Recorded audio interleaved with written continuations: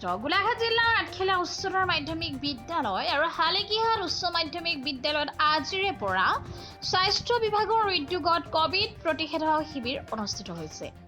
এই শিবিৰসমূহত 45 বছৰ ঊৰ্ধ্বৰ অনলাইন আৰু অফলাইন পঞ্জীয়নভুক্ত ব্যক্তিসকলক স্বাস্থ্য বিভাগৰ নিয়ম অনুসৰি প্ৰতিজন ব্যক্তিকে ৰেপিড এণ্টিজেন টেষ্ট কৰাৰ পিছত প্ৰতিষেধক প্ৰদান কৰিছে বুলি স্বাস্থ্য বিভাগৰ তৰফৰ পৰা জানিবলৈ দিয়ে। আজিৰ দিনটোত দুয়োটা শিবিৰতে প্ৰায় 200জন ব্যক্তিকে প্ৰতিষেধক প্ৰদান কৰিব। এনে কাৰ্যসূচীত স্বাস্থ্য বিভাগৰ কৰ্মচাৰীসকল দুয়োখন বিদ্যালয়ৰ কৰ্তৃপক্ষ আৰু আশা কৰ্মীসকলে সহায় সহযোগিতা আগবঢ়াইছে। দিয়া বুলি হেতু ভ্যাকচিন এভেইলেবিলিটিৰ ওপৰত ডিপেন্ড কৰে দেই। ডিস্ট্ৰিক্টত কিমান ভ্যাকচিন আহিছে তেনে হেতু হিচাপত মানে বেলেগ বেলেগ সেন্টাৰত কিমান ভ্যাকচিন দিব হেতু নিৰ্ধাৰিত আমাৰ ব্লকত বা দণ্ডাধিকাৰী অফিসত হয়। ঠিক তেনেকৈ আমাৰ এতিয়া আজি ইয়াত আমাৰ 100জন ব্যক্তিক দিবলৈ দিছে। তো 100জন ব্যক্তি আমি ৰেপিড এণ্টিজেন টেষ্ট কৰাই আছোঁ আৰু in the mean time registration কৰি পেলাই আমি ভ্যাকচিনসমূহ দি আছোঁ। এতিয়ালৈকে আমাৰ 2জন পজিটিভ পেচেণ্ট ওলাইছে। এতিয়া তেওঁলোকৰ আমি বাকী স্বাস্থ্য পৰীক্ষাখিনি কৰি যিখিনি দৰকাৰী মানে ষ্টেটাছখিনি আমি আপডেট কৰি পেলাই আমি উপযুক্ত ঠাইলৈ তেওঁলোকক ৰেফাৰ কৰিম। হোম আইচলেশ্যন হয়নে নে আপোনাৰ মেডিকেল? এনে আমাৰ একেবাৰে ৰিচেণ্ট যিখন অৰ্ডাৰ সেইখনৰ মতে আমাৰ 50ৰ ঊৰ্ধ্বৰ যিখিনি 50ৰ ঊৰ্ধ্বৰ যিখিনি তেওঁলোকক আমি হোম আইচলেশ্যন নাই দিয়া, কাৰণ তেওঁলোকৰ বিভিন্ন বেলেগ ধৰণৰ কিবা অসুখ হৈ থাকিব পাৰে, একজেক্ট কেয়াৰখিনি নাপাব পাৰে। গতিকে আমি তেওঁলোকক হস্পিটেল আইচলেশ্যনে প্ৰেফাৰ কৰিছোঁ। কিন্তু বিল' যদি 50 হয় তেতিয়া আমি বায়'মেট্ৰিকখিনি যদি ঠিকে থাকে আমি তেতিয়া হোম আইচলেশ্যন দিওঁ।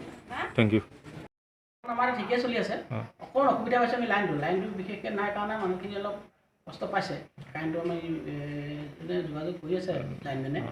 ক'ৰবাত কালি অলপ বতাহ ধুমুহা হ'ল ছিঙিলে চাগে। বাকী আমি ঠিকে চলাই আছোঁ বৰ্তমান। পজিটিভ হিচাপে 3জন ওলাইছে।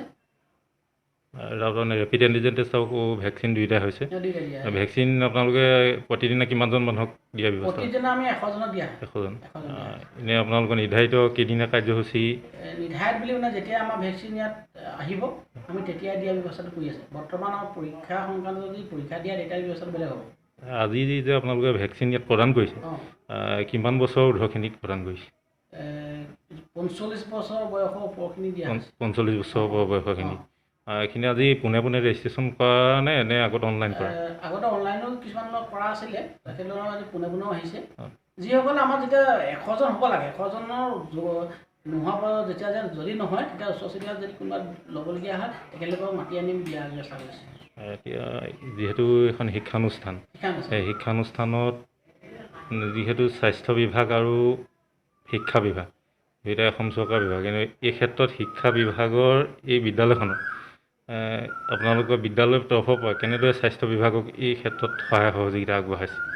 সহায় সহযোগিতা তেখেতলোকৰ DC আহিছিলে, তেখেত আহি পেলাই ক'লেহি যে আমাক কিছুমান সহায় কৰিব লাগিব। ভেকচিন দিয়াৰ পিছত আমাক মাৰিব লাগিব মানে চেনিটাইজাৰ ব্যৱস্থাও কৰিছোঁ। চব ছাৰে আনি দিছে, 5000মান টকা মালে আনি দিছে আৰু সেইখিনি মাৰি আমি ব্যৱস্থা কৰি আছোঁ। যেনেধৰণে মানুহ বহুৱাব লাগে সেনেকৈ বহুৱাইছোঁ আৰু নিজৰ নিজৰ দায়িত্ব নিজে আমি কৰিবলৈ দিছোঁ আৰু তেখেতলোকৰ বৰ্তমান চলাই আছে আৰু তেখেত আমাৰ এটাই অলপমান হেৰি হৈছে যে আমাৰ এখন শিক্ষাৰ অনুষ্ঠানত এই বস্তু দিলে ভৱিষ্যতে অসুবিধা হ'ব নেকি ল'ৰা ছোৱালী। কিন্তু এতিয়া আকৌ DSI এটাই ক'লে যে ওপৰতে আমি সেইকাৰণে সুবিধা হ'ব মেডিকেলৰ, ইয়াত ভাল আছে। ইয়াত দিছোঁ আৰু 5টা ৰুম। বাকীখিনি ঠিকে আছে। আমি এতিয়ালৈকে বৰ্তমান কালি 3জন ওলাইছে। ওলালেও আমি হুঁচিয়াৰ, সকলো হুঁচিয়াৰ। আৰু আমাৰ প্ৰিন্সিপালজন ছাৰ অকণমান দেখাটো ঠিক নাই কাৰণে মই ক'লোঁ যে ছাৰ আহিব নালাগে। ক'ব নাই ছাৰ পটককৈ পৰি গ'লে আমাৰ গোটেই বন্ধ হৈ যাব। আমাৰ আগত হৈ গৈছে।